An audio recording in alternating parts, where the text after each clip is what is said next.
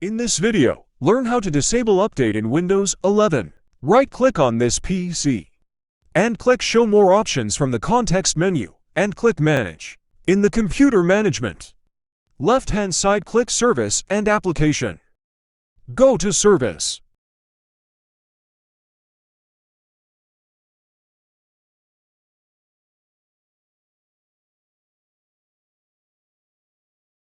Double-click on the Windows Update service to open its Properties. In the Windows Update Properties window, under the General tab, you will find the Startup Type option.